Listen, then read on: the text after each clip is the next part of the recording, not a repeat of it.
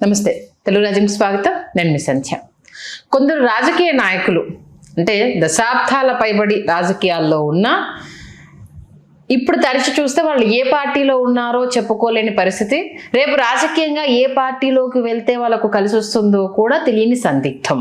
అలా లెక్కట్టుకుంటూ పోతే చాలా మంది ఉన్నారు. దీంట్లో ఐఏఎస్లు ఐపీఎస్లు రాజకీయాల్లో సక్సెస్ అయిన వాళ్ళు ముఖ్యంగా మన రెండు తెలుగు రాష్ట్రాల్లో వీళ్ళ మీద లెక్క పెట్టవచ్చు. దాంట్లో ఆల్రెడీ ఐపీఎస్ లక్ష్మీనారాయణ గారు ఇంకా పలాయనం చిత్తగించేసి తన డ్యూటీలోకి తాను జాయిన్ అయ్యారు. ఇక దీంట్లో మరొక వ్యక్తి గురించి చెప్పుకోవాలంటే ఆయన తోట చంద్రశేఖర్ గారు. 2009లో ప్రజారాజ్యంలో ఆయన రాజకీయ అడుగులు పడ్డాయి. ఆ తర్వాత ఎలా మార్పులు చెందాయి ఏంటి మనందరం చూసాము. బట్ స్టిల్ ఇప్పటికీ కూడా ఆయన ఏ పార్టీలో ఉన్నారు, ఏ పార్టీకి మద్దతు పలకబోతున్నారు అనేది కూడా ఎవరికి తెలియని ఒక క్వశ్చన్ మార్క్. ఎందుకు తోట చంద్రశేఖర్ గారి రాజకీయ అడుగులు ఇంత అస్తవ్యస్తంగా అనాలా, తడబడి ఎక్కడున్నారో తెలియదు అనాలా అంటే చాలా రకాలుగా మనం విశ్లేషించుకోవచ్చు. ప్రస్తుతానికి జనసేనలోకి వెళ్ళబోతున్నారు అని తెలుస్తోంది. నిజమా ఇది తెలుసుకునే ప్రయత్నం చేద్దాం. చరిత్రకారులు, రాజకీయ విశ్లేషకులు చిలకడ శ్రీకాంత్ గారు మనతో ఉన్నారు. ఆయన మాట్లాడారు. శ్రీకాంత్ గారు నమస్తే. నమస్కారం సంధ్య గారు. నిజంగా ఒక సుదీర్ఘ అనుభవం అంటే పొలిటికల్గా లేకపోయినా ఒక ఐఏఎస్ ఐపీఎస్లు అంటే రాజకీయంగా వాళ్ళు కనెక్ట్ అయి ఉంటారు అనేది. అందులో దాంట్లో దిట్టలు అనిపించుకున్న వాళ్ళు తిరిగి రాజకీయాల్లోకి వచ్చేసరికి ఆ రేంజ్ సౌండ్ అనేది చేయలేకపోతున్నారు. తోట చంద్రశేఖర్ గారు 2009 నుంచి రాజకీయాల్లో ఉన్నారు. ప్రజారాజ్యం, జనసేన, వైఎస్ఆర్సీపీ, ఆ తర్వాత బీఆర్ఎస్ ఏపీకి సంబంధించి సీన్ కట్ చేస్తే ఇప్పుడు ఎక్కడ అని అంటే దానికి ఆన్సర్ ఆయనకన్నా క్లారిటీ ఉందా లేదా అన్నది ఆయన నుంచి అంటే ఆయన అభిమానులను, ఆయన అభిమానించే వాళ్ళు కావచ్చు, ఆయన చుట్టూ ఉన్న కోటరీ కావచ్చు రైజ్ చేసే క్వశ్చన్. ముందుగా ఆయన గురించి చెప్పాలంటే అసలు ఏం చెప్తారు ప్రజెంట్? వాస్తవానికి ఏంటంటే కాసేపు తోట చంద్రశేఖర్ గారి ప్రస్తావన పక్కన పెట్టి బ్యూరోక్రాట్స్ ఎవరైతే ఉంటారో సివిల్ సర్వెంట్స్, వీళ్ళు ఈ బ్యూరోక్రసీలో వీళ్ళు పవర్ని చాలా దగ్గరగా చూసి పవర్లో ఉన్నటువంటి పొలిటికల్ లీడర్స్ని, పొలిటీషియన్స్ని చూసి వెనకుండి నడిపించేదంతా మేమైనప్పటికీ తెర ముందు మాత్రం వీళ్ళ ప్రతిభ, వీళ్ళ యొక్క ప్రదర్శన, వీళ్ళ యొక్క విజయమని రాజకీయ నాయకులు చెప్పుకుంటారు అని అనేటటువంటి ఒక ఆలోచన ఈ ఐఏఎస్లకి, ఐపీఎస్లు, ఐఆర్ఎస్లు, ఐఎఫ్ఎస్లు వీళ్ళందరికీ ఉంటుంది.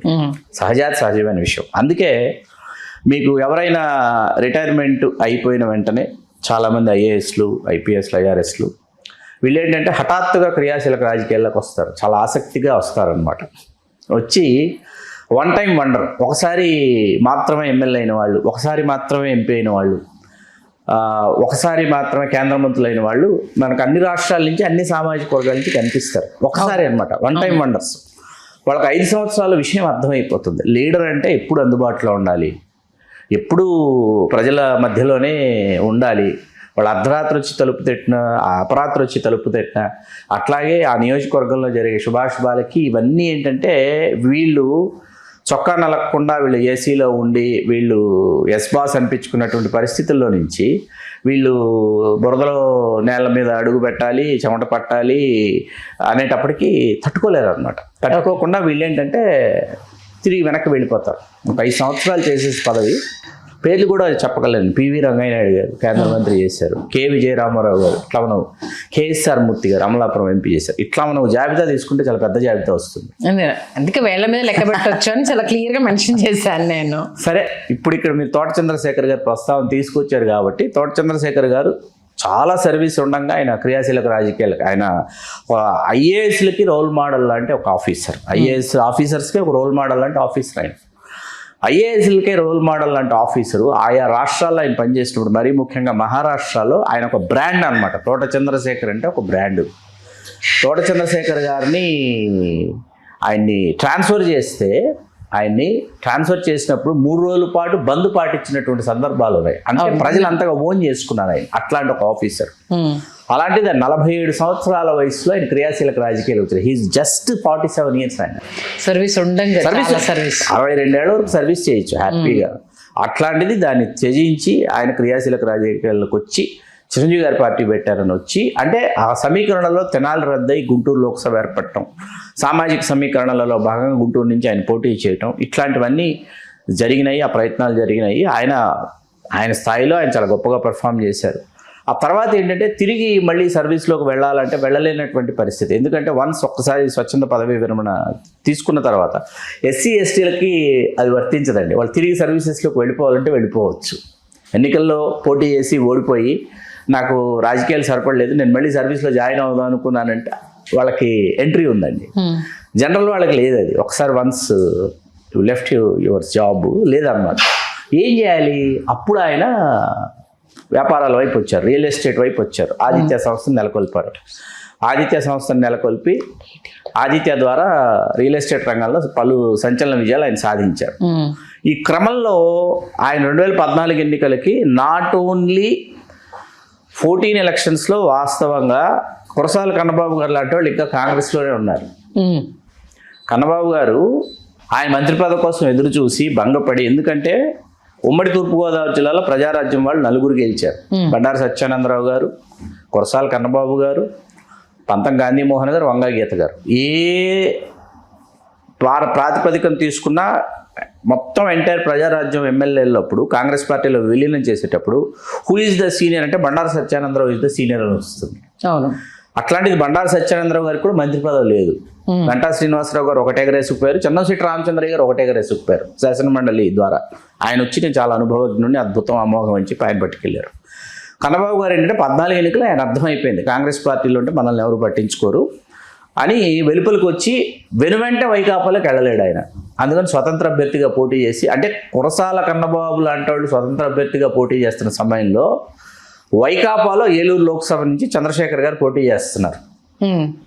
పోటీ చేశారు. కూటమి అప్పుడు కూడా కూటమి జత కట్టడంతో ఖచ్చితంగా తోట చంద్రశేఖర్ గారు గెలుస్తారని చాలామంది అంచనాలు వేశారు. రాజకీయ విశ్లేషకులు మేము కూడా వేశాం. కూటమి ఎప్పుడైతే మీకు తెర మీదకి వచ్చిందో అప్పుడు మీకు ఏమైందంటే విజయానికి దూరం జరిగారు. సరే, పరాజయం పాలైన తర్వాత ఏమైంది? ఆయన పార్టీలో కొనసాగుంటుంటే 19 ఎన్నికల్లో ఖచ్చితంగా లోక్సభ సభ్యుడు అయ్యేవారు. వైసీపీ ప్రభంజనంలో అయిపోయారు, ఆలోచించకుండా అయిపోయారు. ఆయన అసలు వైసీపీలో ఆయనకి ఎవరు ఏ విధంగా ఆయన అవమానించలేదు, ఆయన గౌరవానికి ఎక్కడ భంగం వాటిలో లేదు. జగన్మోహన్ రెడ్డి గారు ఎప్పుడు తోట చంద్రశేఖర్ గారు ఎదురుపడినా శేఖర్ అన్న అని పిలుస్తారు. జగన్మోహన్ రెడ్డి గారు పిలిచే పిలుపు శేఖర్ అన్న. ఆయన అందరూ జనసేన అంటున్నారని చెప్పి అందరూ వచ్చి జనసేన మీరు జనసేనలో ఉండాలి, మీరు ఇక్కడ ఎందుకు ఉన్నారంటే ఆయన కూడా ఓహో మనం జనసేనలో ఉండాలేమో, మనం పలానా కాబట్టి గతంలో ప్రజారాజ్యం నుంచే ప్రయాణం ప్రారంభమైంది అని ఆయన జనసేనలోకి వచ్చారు. జనసేనలోకి వచ్చిన తర్వాత ఏమైంది? గుంటూరు 2లో ఒక నియోజకవర్గం నుంచి శాసనసభకు పోటీ చేశారు. చెప్పుకోదగ్గ స్థాయిలోనే ఓట్లు వచ్చినాయండి, మరీ తీసేసే స్థాయిలో ఓట్లు రాలి. 19 ఎన్నికల్లో మీరు వైకాపా ప్రభంజనంలో జనసేన అభ్యర్థిగా పోటీ చేస్తే ఏంటి, చేయకపోతే ఏంటి, అక్కడ ఓడిపోయారు. వరుసగా 3 సార్లు ఓడిపోయిన తర్వాత 19లో కన్నబాబు లాంటి వాళ్ళు రాష్ట్ర మంత్రులు అయ్యారు. గెలిచి వైకాపాలోకి వచ్చి రాష్ట్ర మంత్రులు అయ్యారు. అక్కడి నుంచి చంద్రశేఖర్ గారు తర్వాత జనసేనలో ఆయన పరిస్థితి ఏంటి, ఎక్కడున్నారు అంటే ఈ ఐఏఎస్లు ఐపీఎస్లు ఐఆర్ఎస్లు లాంటి వాళ్ళు ఎక్కడ, పివి రావు ఐఆర్ఎస్ దగ్గర నుంచి మొదలు పెట్టారు. పివి రావు గారు అందరినీ ఐఏఎస్ని ఐఆర్ఎస్ని ఐపీఎస్లు ఐఎఫ్ఎస్లు వీళ్ళందరినీ కనెక్ట్ చేసింది పివి రావు గారు. IRS retired. వీళ్ళందరూ లేరు ఇవాళ జనసేనలో. ఆయన లేరు, లక్ష్మీనారాయణ గారు లేరు, చింతలపార్త సారథి గారు లేరు, తోట చంద్రశేఖర్ గారు లేరు, పి రామ్మోహన్ రావు గారు లేరు. చాలా పెద్ద జాబితా వస్తుంది. ఎందుకు వస్తుంది అంటే వీళ్ళందరూ పార్టీని తమ కంట్రోల్లోకి తీసుకోవాలనుకున్నారు అన్నది పవన్ కళ్యాణ్ గారు వాదన. పవన్ కళ్యాణ్ గారు చుట్టూ ఉన్న 10 మంది కావచ్చు, 15 మంది కావచ్చు, 20 మంది కావచ్చు, వీళ్ళు ఏమంటారంటే వీళ్ళందరూ పార్టీని తమ కంట్రోల్లోకి తీసుకోవాలని అనుకున్నారు. వీళ్ళకి ప్రజలతో డైరెక్ట్గా సంబంధాలు లేవు, క్షేత్రస్థాయిలో ప్రజలకి వీళ్ళకి అసలు సంబంధం ఉండదు. వీళ్ళు ఒక సర్కిల్లో, ఆ సర్కిల్లో ఉన్నటువంటి పీపుల్తో వీళ్ళు ఇంటరాక్ట్ అవుతారు, కానీ దిగువన ఉన్నటువంటి సర్కిల్స్లోకి వీళ్ళు రాలేరు అనేటటువంటి వాదన అక్కడ వినిపించింది. పవన్ కళ్యాణ్ గారి ధోరణి ఇంకొకలాగా ఉంది. ఆ ధోరణిలో ఆయన ప్రయాణం చేస్తున్నారు. మీకు తోట చంద్రశేఖర్ గారి వాదన ఏంటంటే మనోహర్ గారు, మేమందరం వెలుపలికి రావడానికి మనోహర్ గారు కారణం అని చెప్తారు. మనోహర్ గారు once entered in to the party. Manohar గారు అక్కడి నుంచి ఏంటంటే ఆయన తన కంట్రోల్లో ఒక పార్టీని తీసుకోవాలని అనుకుని మేమందరం ఎంతో కొంత ఎక్కడో ఒక దగ్గర ఏదో ఒక నాయకుడి గురించి, రాష్ట్ర ముఖ్యమంత్రులుగా చేసినటువంటి వాళ్ళ గురించి వీళ్ళందరికీ తెలుసు. వీళ్ళందరికీ ఏ సామాజిక వర్గాలు ఏ నియోజకవర్గాల్లో పోటీ చేయొచ్చు అనేటటువంటి సమీకరణాలు తెలుసు. మాలాంటి వాళ్ళం పవన్ కళ్యాణ్ గారు చుట్టూ ఉంటే మనోహర్ గారు ఆయన తన ఆధిపత్యాన్ని ఆయన కొనసాగించాలన్నా, ఆధిపత్యాన్ని పెంపొందించుకోవాలన్నా మేమందరం అక్కడ ఉంటాం, మనోహర్ గారికి ఇష్టం లేదు కాబట్టి ఆయన స్టెప్ 2, స్టెప్ 3, స్టెప్ 4, స్టెప్ 5 అంటూ మమ్మల్ని అందరినీ వెలుపలికి పంపించారు అనేది వీళ్ళలో మీరు ఎవరిని అడిగినా చెప్తారు. జనసేనలో జాయిన్ అయిన ప్రతి ఒక్కరిని ఆ టైంలో, ఆ సమయంలో వీళ్ళందరూ వెలుపలికి వచ్చేసారు. వచ్చేసిన తర్వాత కొంతకాలం స్తబ్దుగా ఉన్నారు. వ్యాపారాల మీద ఆయన చంద్రశేఖర్ గారు తన సమయాన్నంతా వ్యాపారాల కోసమే వెచ్చించారు. 19 ఎన్నికలకు ముందు ఒక ముఖ్యమైనటువంటి సమావేశాల్లో అసలు జనసేనకి మీడియానే లేదు అంటే వెంటనే 99 ఛానల్ని ఆయన కొనుగోలు చేసి, ఇదిగోండి జనసేనకి వాటి నుంచి 99 channel, main stream news channel ఉంది అని చెప్పింది తోట చంద్రశేఖర్ గారు. అవును, దాని ఛానల్ని మీడియాని ఇచ్చింది తోట చంద్రశేఖర్ గారు. వీటినన్నిటినీ కూడా వాళ్ళు పక్కన పెట్టి ఆయన్ని వెలుపలికి వెళ్ళేంత వరకు అక్కడ ఆ విధంగా కొనసాగాయి కొన్ని సంఘటనలు, వరుస సంఘటనలు. ఆయన వెలుపలికి వచ్చి సరే వ్యాపారాల మీద దృష్టి పెట్టారు, వ్యాపారాల్లో విజయాలు సాధించారు. తర్వాత అనూహ్యంగా ఆంధ్రప్రదేశ్ బీఆర్ఎస్ చీఫ్ అన్నారు. అది కొంతకాలం ఒక 5-6 నెలలు నాటకీయ పరిణామాలు అవి చోటు చేసుకున్నాయి. గుంటూరులో కార్యాలయం ప్రారంభించడం, ఇక్కడ ఆయన జన్మదిన వేడుకలని, అదని ఇదని కొన్ని జరిగినాయి. సామాజిక సమావేశాలని, బీఆర్ఎస్ సమావేశాలు ఇక్కడ కొన్ని. ఆంధ్ర నుంచి ప్రతిరోజు ఆంధ్రప్రదేశ్ నుంచి దాదాపు అన్ని జిల్లాల నుంచి వచ్చి బీఆర్ఎస్లో చేరారు ఆయన సమక్షంలో, ఆయన నివాసం. ఈ కార్యక్రమం అంతా కొనసాగింది. ఇవన్నీ అయిపోయిన తర్వాత ఏమైందంటే బీఆర్ఎస్ ఇక్కడ చిత్తుగా ఓడిపోయింది. ఓడిపోయిన తర్వాత ఇప్పుడు ఏం చేయాలి, వాట్ నెక్స్ట్? ఆంధ్రప్రదేశ్లో, తెలంగాణలోనే బీఆర్ఎస్ లేదు, ఆంధ్రప్రదేశ్లో బీఆర్ఎస్ ఏం చేస్తుంది? మీకు అర్థమైంది కదా. ఇక్కడ ఒక అనూహ్యమైన సంఘటన 24 ఎన్నికలకు ముందు ఆంధ్రప్రదేశ్లో ఒకటి జరిగింది. అదేంటంటే ఎక్కడైతే 19 ఎన్నికల్లో చంద్రశేఖర్ గారు ఓడిపోయారు జనసేన అభ్యర్థిగా, 24 ఎన్నికల్లో అదే నియోజకవర్గం నుంచి భాజపా నుంచి పోటీ చేయాలని ఉవ్విళ్ళూరారు చంద్రశేఖర్ గారు.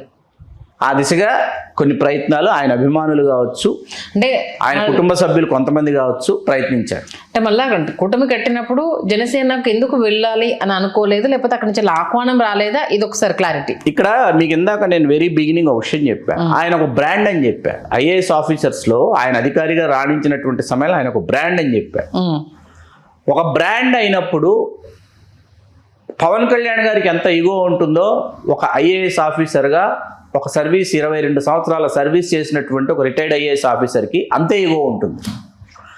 ఆ ఇగోల మధ్య ఏమవుతుందంటే అటువైపు నుంచి ఆహ్వానం రావాలే కానీ ఇటువైపు నుంచి మనం ప్రయత్నించకూడదు. మనం వెళ్ళి వెలుపలికి వచ్చి మళ్ళీ నేను వస్తాను అంటే అక్కడి నుంచి మీ అవసరం మాకుంది, మీరు మాకు కావాలి అనేటటువంటి పిలుపు అక్కడి నుంచి రావాలి తప్ప మనం వెళ్ళి దేబరించడం ఏంటి అనేటటువంటి ఒక అలా ఉండిపోయింది. అది ఉండిపోయిన తర్వాత బీజేపీలో ఆ ప్రయత్నాలు, ఈయన అభిమానులు కుటుంబ సభ్యులు కొంతమంది బీజేపీ నుంచి అదే గుంటూరు నుంచి అక్కడి నుంచి తిరిగి పోటీ చేస్తే బాగుంటుందన్న ప్రయత్నాలు జరిగినాయి. పురంధేశ్వరి గారు ఆయన రాకని ఆవిడ స్వాగతించలేదు, ఆవిడ గట్టిగా అడ్డుకున్నారు. పురంధేశ్వరి గారు ఆవిడ అధ్యక్షురాలు, అప్పుడు రాష్ట్ర అధ్యక్షురాలు ఆవిడ గట్టిగా అడ్డుకున్నారు.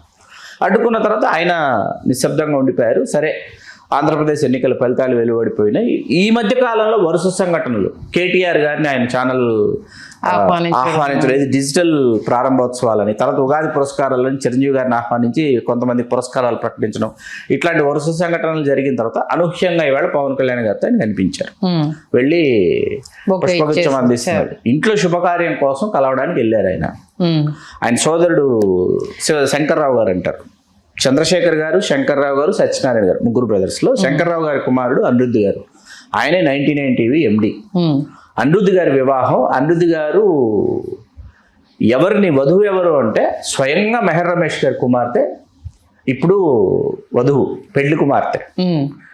మెహర్ రమేష్ గారు చిరంజీవి గారికి ఏమవుతారు, పవన్ కళ్యాణ్ గారికి ఏమవుతారు, పిన్ని గారి అబ్బాయి, స్వయాన పిన్ని గారి అబ్బాయి. కాబట్టి చిరంజీవి గారిని వీళ్ళు ఆహ్వానించడం జరిగింది. కళ్యాణ్ బాబుని ఆహ్వానించారా అంటే లేదు అంటే చిరంజీవి గారే ఫోన్ చేసి చిరంజీవి గారి అపాయింట్మెంట్ ఫిక్స్ చేసి వెళ్ళండి అంటే ఆయన మరుసటి రోజు 2 గంటలకు రమ్మన్నారు. ఈయన వెళ్ళారు, ఆహ్వానించారు. ఏకాంతంగా 20 నిమిషాల చర్చలు అయితే జరిగినాయి. ఇరువురికి ఏకాంతంగా 20 నిమిషాలు చర్చలు జరిగినాయి. అంటే పవన్ కళ్యాణ్ గారు ఏమని ఉంటారు, నా ప్రమేయం ఏమీ లేదు మీరు వెలుపలికి వెళ్ళడానికి, అప్పుడు నాకేం జరిగిందో తెలియదు, మీ వంటి వారి అవసరం చాలా ఉంది, ఇటువంటి వ్యాఖ్యానాలు అయితే పవన్ కళ్యాణ్ గారు ఖచ్చితంగా 263 నియోజకవర్గాల్లో రేపు 75, 80 పొత్తులో భాగంగా, పొత్తు ధర్మంలో భాగంగా స్థానాలు తీసుకోవాలి. కాబట్టి ఇవాళ నుంచి అభ్యర్థుల అవసరం, ఆర్థికంగా అండదండలు అవసరం, ఆర్థికంగా సుసంపన్నులైనటువంటి రాజకీయాల్లో ఎంతో కొంత అనుభవం, ఎలక్షన్స్ చేసినటువంటి అనుభవం, 3 ఎన్నికలు చేసినటువంటి అనుభవం చంద్రశేఖర్ గారికి ఉంది. ఇట్లాంటి వాళ్ళు అవసరమని ఆయన ఆహ్వానించకపోయినా ఆ విధమైనటువంటి సంకేతాలు ఉండవచ్చు ఆయన మాటల ద్వారా. అంటే ఈ మీటింగ్ కి మెయిన్ చిరంజీవి గారు వెనుకుండి మీలాంటి వాళ్ళు ప్రధాన తమ్ముడికి అండగా ఉండాలి ఉండాలని కాదు, వెళ్ళి మీరు ఆహ్వానిస్తే బాగుంటుందని అన్నారు. వీరు వెళ్ళి ఆహ్వానించారు. రావచ్చు రాకపోవచ్చు పవన్ కళ్యాణ్, చిరంజీవి గారు అయితే ఖచ్చితంగా వస్తారు. 26 ఈ నెల 26 నిశ్చితాంబూలాలు తీసుకుంటున్నారు 26. కాబట్టి ఖచ్చితంగా చిరంజీవి గారు అయితే వస్తారు, వధువులను ఆశీర్వదిస్తారని అనుకుంటున్నాం. కళ్యాణ్ గారు రావచ్చు రాకపోవచ్చు, పెళ్లికైతే ఖచ్చితంగా వస్తారు. ఓకే, అది మొత్తానికి వివాహ ఆహ్వానాన్ని పొలిటికల్ ఆహ్వానంలా చేసేసారు. మనం గతంలో కూడా చంద్రశేఖర్ గారికి సంబంధించి మనం ఒక విశ్లేషణ చేసాం. అన్ని రాజకీయ పార్టీలు ఆయన వైపు చూస్తున్నాయని చెప్పాం. అవును, ఇప్పుడు ఆర్థికంగా అండదండలు ఉండాలి అని ఏ రాజకీయ పార్టీ అయినా కోరుకుంటే చంద్రశేఖర్ గారు లాంటి వాళ్ళ వైపు చూస్తారు, ఖచ్చితంగా చూస్తారు, చూడకుండా అయితే ఉండదు. కాకపోతే నియోజకవర్గాల్ని వీళ్ళు ఎంపిక చేసుకోవటం, ఆ నియోజకవర్గాల్లో నిత్యం వీళ్ళు మమేకం అవటం, శుభకార్యాలు కావచ్చు లేకపోతే వేరే కార్యక్రమాలు కావచ్చు, వీళ్ళు కనిపించడం వినిపించడం అనేది చాలా ఆవశ్యకత ఉంది. ఎందుకంటే ఓన్ చేసుకోవాలి, ప్రజలు ఓన్ చేసుకోవాలి. అది ఆ కమ్యూనికేషన్ గ్యాప్ ఉండిపోతుంది. ఆ గ్యాప్ ఇమ్మీడియట్ గా 11th hour లో ఫిల్ చేయాలంటే సాధ్యపడదు. ఈవెన్ వీళ్ళు లేకపోయినా క్యాడర్ అన్నా ఒకటి, మీరు లేకపోయినా ఆయన తరపున ఇక్కడ ప్రతినిధులు వెళ్ళి అడిగితే సమస్య సొల్యూషన్ దొరుకుతుందన్న ఆ సిచ్యువేషన్స్ అన్నా కనిపించాలి. ఇవి లేకపోవడమే ఆ క్యాడర్ బలోపేతం అవ్వకపోవడము, ఈయన ఓన్లీ ఎలక్షన్ టైం ముందే వస్తారు, ఆ తర్వాత కనిపించరు అనేది కూడా ఆయనకు పెద్ద మైనస్. ఇప్పుడు గర్వాపసిలో భాగంగా వైకాపా ఆపరేషన్ వాళ్ళు మొదలుపెట్టి ప్రయత్నించి చంద్రశేఖర్ గారి కోసం ప్రయత్నించారు, ఉదయభాను గారిని తిరిగి తెచ్చుకుందాం అనుకున్నారు, కిలార్ వెంకటరోషయ్య గారిని తిరిగి తెచ్చుకుందాం అనుకున్నారు. ఇట్లాంటి కార్యక్రమాలు వాళ్ళు చేశారు, ఈ మధ్య కాలంలోనే చేశారు. ఎందుకంటే వాళ్ళు బలపడాలనేటటువంటి దీనిలో కళ్యాణ్ గారి సామాజిక వర్గానికి సంబంధించి మనల్ని విడిచి వెళ్ళిపోయినటువంటి వాళ్ళు ఎవరు, వాళ్ళని మనం తిరిగి తెచ్చుకుంటే మనం ఆ సామాజిక వర్గంలో మన మీద ఒక సానుకూలత ఏర్పడుతుంది, సానుకూల దృక్పథం సామాజిక వర్గంలో ఉంటుంది అనేటటువంటి ప్రయత్నాలు వాళ్ళు చేశారు. ఆ దిశగా కూడా చంద్రశేఖర్ గారి కోసం అందుకే మనం అన్ని రాజకీయ పార్టీలు ఆయన వైపు చూస్తున్నాయని చెప్పామా. మెయిన్ వైకాపా నుండి ప్రధానంగా ఈసారి అంటే మీరు అన్నట్టుగా ఎలాంటి విభేదాలు లేవు కాబట్టి అటువైపు లాగేందుకు ప్రయత్నాలు జరుగుతున్నాయి. నిజమేనా? వాస్తవమే, వాస్తవం. అటు జరిగిన ఈ ప్రయత్నాలు ఈ 3-4 రోజులుగా ఇక్కడ జనసేన అనేది బాగా వైకాపా వైపు ఎంత పబ్లిసిటీ జరిగిందో తెలియదు కానీ పవన్ కళ్యాణ్ గారిని కలిసిన తర్వాత మాత్రము అనేక రకాల కథనాలు ఆ కలిసినటువంటి ఫోటోగ్రాఫ్ ఏదైతే ఉందో, జనసేనాని కలిసిన తోట చంద్రశేఖర్ అన్నటువంటి ఆ ఫోటోగ్రాఫ్, ఆ న్యూస్ ఏదైతే ఉందో, ఆ ఇన్ఫో ఏదైతే ఉందో, అది చంద్రశేఖర్ గారు దాన్ని రివీల్ చేయలే, జనసేన కార్యాలయం రివీల్ చేసింది. ఓకే, జనసేన కార్యాలయం రివీల్ చేసింది అంటే అర్థం ఏంటంటే ఆయనను మేము కావాలనుకుంటున్నాము, ఆయన వస్తారు, ఆయన రావాలనుకుంటున్నాం అనే సంకేతాలు జనసేన పంపించిందని మనం అనుకోవచ్చు. మొత్తానికైతే ఆయన అంతటా ఆయన నోరు విప్పేంత వరకు ఏవైనా కథనాలు ఊహాగానాలే, వెళ్ళి జెండా కప్పు పార్టీ కండువా కప్పుకునేంత వరకు కూడా అంతే కదా, క్లారిటీ చెప్పలేము అంతే. తర్వాత ఈ లోపుకి ఎవరెన్ని కావాలనుకుంటే అన్ని వడ్డించి వాచ్ చేసుకొని తృప్తి పొందవచ్చు. ఓకే, మీ అంచనా ప్రకారం ఆయన అంటే గతంలో ప్రజారాజ్యంలో మీరు ఆయన చూశారు, కలిసి పనిచేశారు, స్టిల్ ఇప్పటికీ కూడా ఆయనతో మీకు మంచి సత్సంబంధాలు ఉన్నాయి. మీ అంచనా ప్రకారము అంటే ఇప్పటివరకు ఆయనకు క్లారిటీ వస్తుందని అనుకోవచ్చు ఏ పార్టీలోకి వెళ్తారు అంటే దీన్ని మనం ఏంటన్నది మనం చూడాలి. ఎందుకు అడుగుతున్నానంటే ఇందాక మనం చెప్పిన ఈ మైనస్లు ఉన్నాయి కదా, ఇప్పటి నుంచి ఆలోచించుకుంటేనే కదా రేపటికి ప్లేస్లు అయ్యేవి. అంటే ఇప్పుడు ఇక్కడ ఏంటి 263 స్థానాలు అవుతున్నాయి.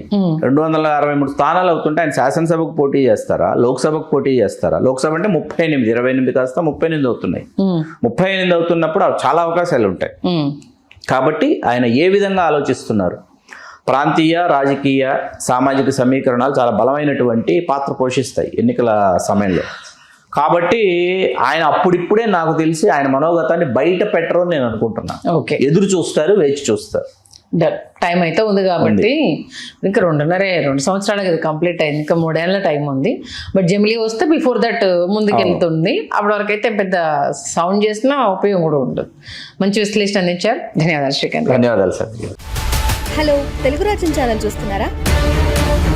సామాజిక రాజకీయ జీవన చిత్రణే తెలుగు రాజ్యం. అతిశయోక్తులు అసత్యాలు ఉండవు. రాజకీయ కోణం కాదు, ప్రజా కోణమే కొలబద్ద. తెలుగు రాజ్యం వీక్షణ మీ ఉత్తమ అభిరుచికి నిదర్శనం.